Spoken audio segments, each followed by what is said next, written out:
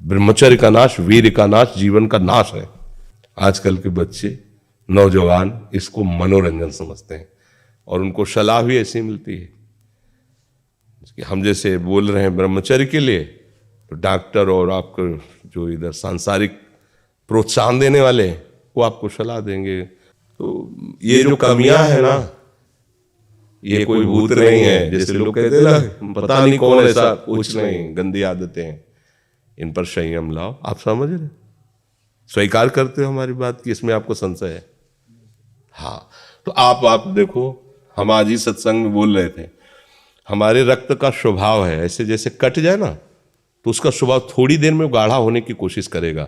यदि कहीं फ्लो वाली नस कट गई तब तो आपको हाँ डॉक्टरी की जरूरत है। अगर ऐसे कहीं त्वचा में ऐसे, तो उसका स्वभाव गाढ़ा हो जाना, वो थोड़ी ही देर में वो अपने आप को बांध लेगा, क्योंकि रक्त का एक स्वभाव होता है। अगर वो बाहर किसी तरह भी आया तो ठंडा होकर गाढ़ा हो जाएगा, वो रोक लेगा। इसकी आखिरी परिणति है वीर्य, वो स्वयं से नहीं निकलता, वो इससे भी गाढ़ी वस्तु है, वो घर्षण से निकलता है।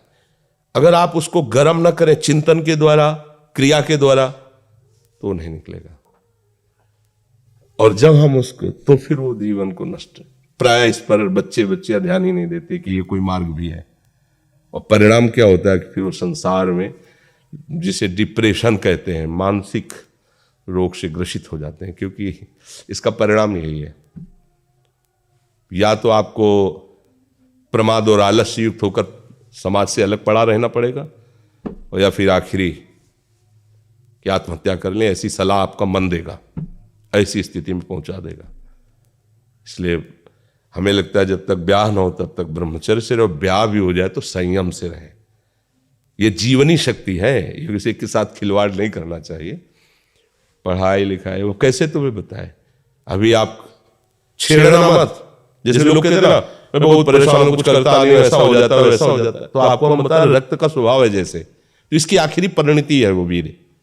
उसका स्वभाव नहीं है बहना, उसका स्वभाव ऐसा है, उसको जब तक ताप नहीं लगेगा तब तक वो बाहर नहीं हो सकता। आपने गलत अभ्यास किया, माना 2-4 महीने 5 महीने वो अपने अभ्यासवश पतित होगा, लेकिन आप छोड़िए, उसका चिंतन छोड़िए, उसकी क्रिया छोड़िए, अपने आप वैसे हो जाएगा। जैसे रक्त है, आप 1 महीने में देना शुरू करो, जो देने का नियत कितना, 100-200 ग्राम 500 ग्राम जो भी दिए, 300 जो भी आप दीजिए, हर महीने तैयार हो जाएगा। और आप ना दीजिए तो आपके शरीर को अभ्यास हो जाएगा, आप दीजिए तो शरीर को अभ्यास हो जाएगा। वो शरीर, अगर आप रोज 300, तो फिर क्या होगा, आप मर जाओगे। समझ रहे हो ना, ऐसे शरीर की क्षमता, जैसे डॉक्टर जन के देखते हैं तुम्हारी क्षमता नहीं खून देने की, चलिए, क्योंकि अगर निकाल लोगे क्षमता नहीं तो उसकी हानि हो जाएगी। हाँ तुम्हारी क्षमता है, तुम्हारे अंग ठीक है, तुम स्वस्थ हो, महीने में ऐसा या जो समय अवधि, सोचो रक्त की आखिरी परिणति है वीर, आप क्या कर रहे हैं, रोज कई बार, आपका परिणाम क्या होगा? अगर रोज वो खून निकाला जाए तो आदमी की हालत क्या हो जाएगी?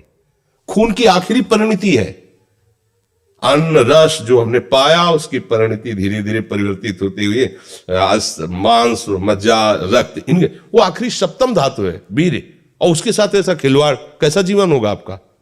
तो इस पर कोई विचार ही नहीं करता, समझता है ये तो केवल बाबा जियों का विषय। नहीं, आप मनुष्य शरीरधारी हो, आपको भी संयम से चलना है, और जब तक ज्ञान हो तब तक तो संयम से ही चलना चाहिए। बच्चियों को तो गृहस्थी में अच्छे गृहस्थ बनेंगे जाकर, फिर उनकी हानि नहीं हो पाएगी उतनी। अब पहले से ही तो फिर अब वो पढ़ाई में मन कैसे लगे जब आपके पास पढ़ाई वाली सामग्री ही नहीं रह गई है? पहले क्या होता था, जैसे गुरुकुल में स्मृति आपकी कमजोर हो रही है तो मेधा शक्ति बलवान करने के लिए ब्राह्मी उसको पिलाई जाती थी, ब्राह्मी है ये चीजें। क्यों? क्योंकि उनमें इतनी शीतलता, उनमें पौष्टिकता है कि वो वीर का वर्धन करके वीर को रोकेंगी, खास बात उसमें होती थी। अब हम इस बात को ना समझ करके फ्रेंड बनाते हैं और वो विनाश का खेल खेलते हैं जो हमारी सारी सांसारिक और पारमार्थिक दोनों उन्नति का नाश कर देता है। अब उस प्रश्न का क्या होता है और उसके लिए क्या सलाह? आप सही ढंग से रहो, अच्छा खाओ पियो, थोड़ा व्यायाम करो, सबके प्रति पवित्र भाव, अभी आप आनंद में आने लगोगे।